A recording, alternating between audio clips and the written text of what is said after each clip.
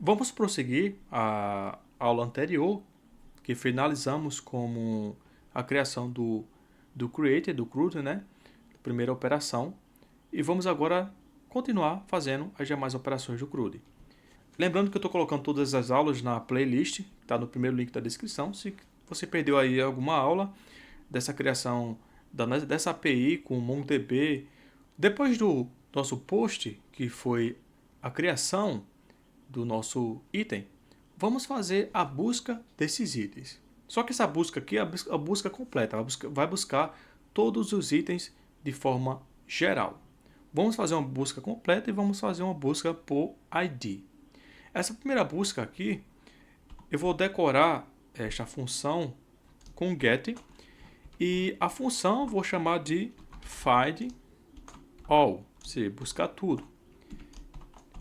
A busca completa, ela é, vamos se dizer assim, uma das mais simples de se fazer.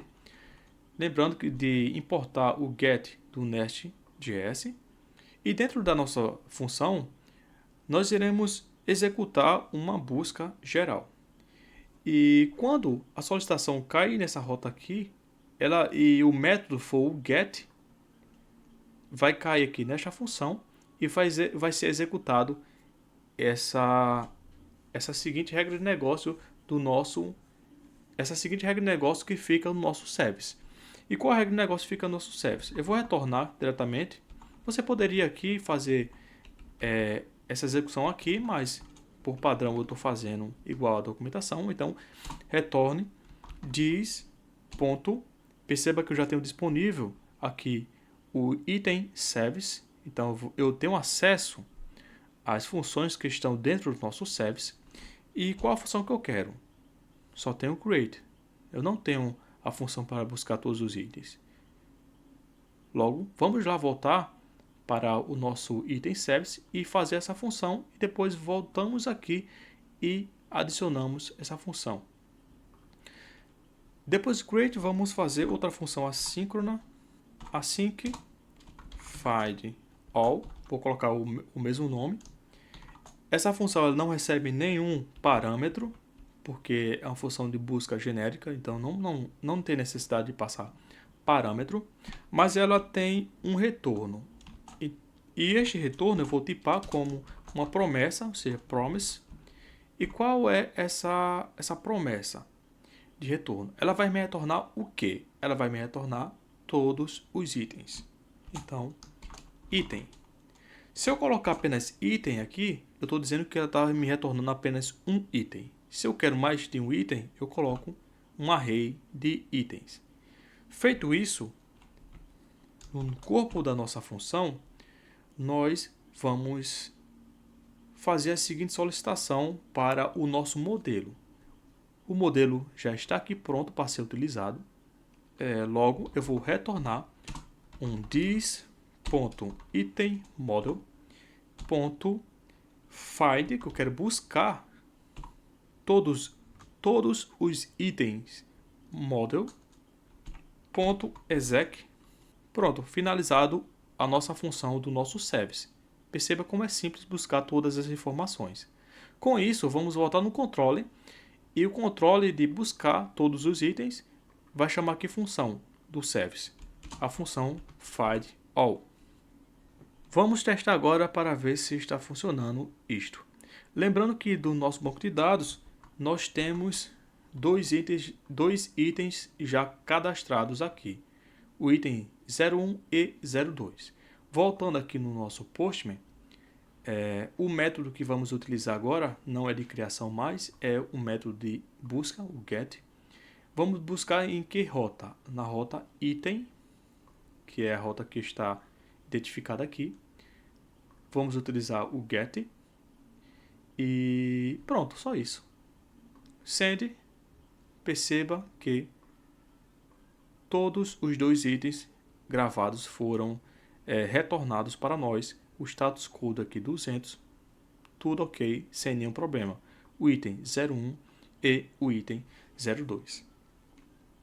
Prosseguindo, após o find all, vamos fazer o find one. O find one ele tem por objetivo fazer o quê? Buscar apenas um item específico. Porque na nossa aplicação, pode ser que o usuário queira buscar todos os itens de uma vez no nosso estoque, ou ele queira buscar apenas um item específico para visualizá-lo. Eu vou utilizar qual método aqui, HTTP. Para a busca também é get. Então vamos repetir aqui get. E esse get vai ter uma função find one e vai ter um corpo.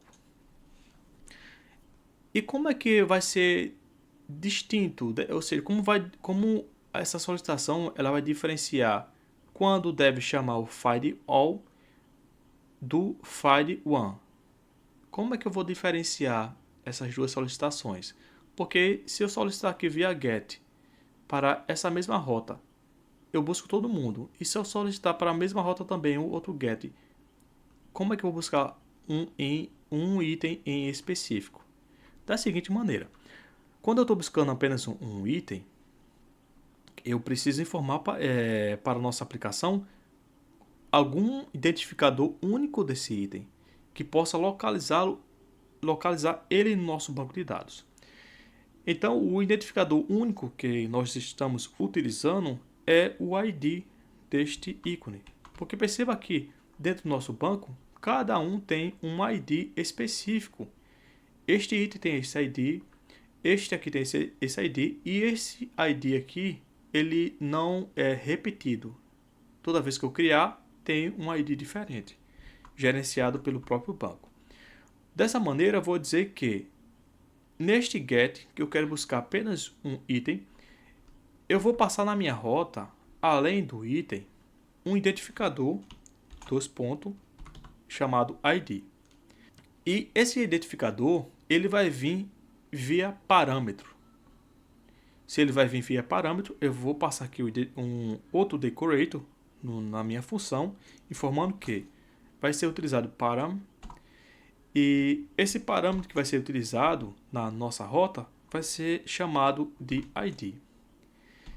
Além disso, eu vou informar que esse ID ele tem um tipo, ele é string, porque geralmente quando se coloca um ID em uma rota, ele é uma string. Depois disso, já temos tudo estruturado para chamar o nosso service, porque é o service em si que faz a comunicação com o banco de dados, com o nosso modelo.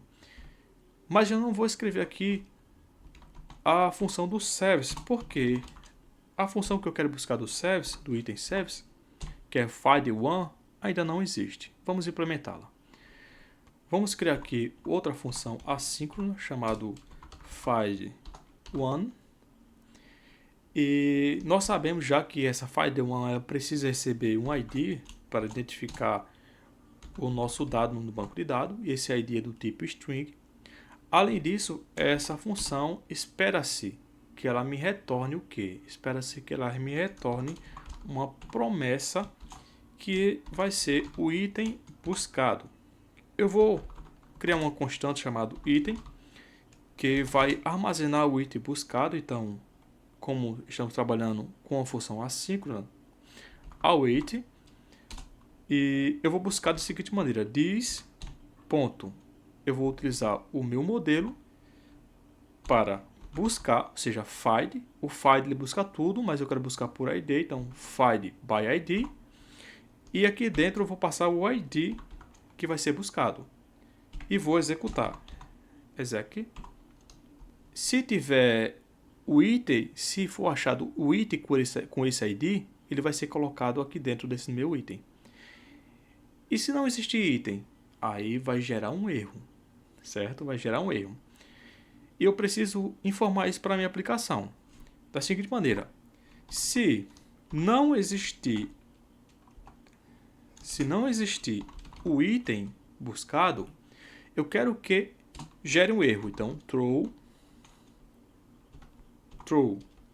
new erro. Eu poderia colocar erro genérico, mas eu quero colocar aqui qual erro realmente aconteceu. Qual foi o erro que realmente não aconteceu? Que buscou que não foi encontrado. Então, throw new, aí, not found, ou seja, não encontrou, eu vou gerar uma exceção, not found exception. E vou passar uma mensagem aqui que o usuário que fez a solicitação via API, ele vai receber uma mensagem. Então ele vai saber que o que aconteceu? Gerou um erro, sim, mas qual foi esse erro? 404. Ok, mas o que esse erro se refere? Item não encontrado. Item não encontrado. Encontrado. Pronto. Essa aqui é a situação que não existe o item. E se existir o item? Se existir, apenas retorne ele. Retorne ele porque o nosso controle tem que ter acesso a este item para que o usuário possa ver quem é este item. Dessa maneira, o nosso controle aqui vai retornar o this.itemService.file1. O file1 ele precisa receber o ID. Dois pontos.